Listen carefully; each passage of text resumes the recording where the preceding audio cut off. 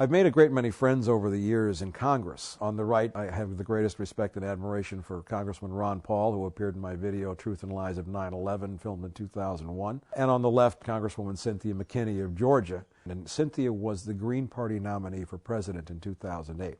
The first thing I thought was, we need a platform on energy. We need a real one, a solid one. And that evolved into a presidential energy policy, which was the first title of the book now known as Confronting Collapse. By the time we're into September and October of 2008, we are well into the economic collapse, which began when oil prices peaked at $147 a barrel. And it was very clear to me then that we had passed, if you will, a watershed moment in human history then, that there was no coming back and that no amount of bailouts or cooked books or printed money was going to reverse the inevitable collapse of human industrial civilization and a die-off of what might be ultimately proved to be 3, 4, maybe 5 billion people.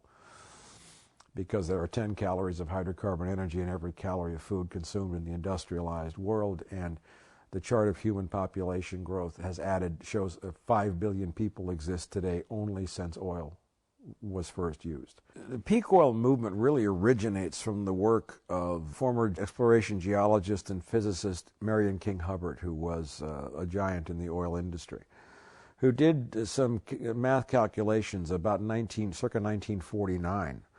And he said very clearly that we're going to reach a peak of production and we're going to start running out of oil. All oil production, whether it's in one well or one field or a nation or the planet, always follows a bell curve up and down. And once you have reached peak, you will never be able to produce more oil than you did at peak. It's very clear that long before the Bush administration, U.S. government was aware of the imminence of peak oil. So here we are now at collapse. It is here now, being accelerated by this absolute catastrophe in the Gulf of Mexico. And we are looking at a die-off of many billions of people, the collapse of which is proceeding apace even as we speak.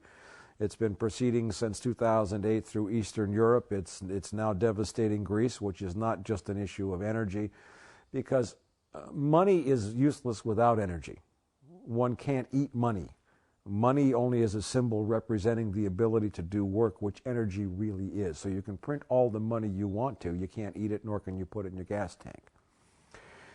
So we are now at a point where human civilization, human industrial civilization, supporting 7 billion people is toast. But thank God there are many, many hundreds of thousands and millions of people, I would say in the United States alone, who get it, who are actively building lifeboats now.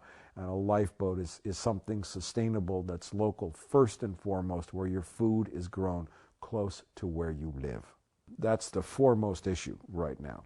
But eventually the dust will settle. The choice being presented to mankind now is either evolve or perish. Change the way you view the world and your relationship to it, because I believe this planet is alive.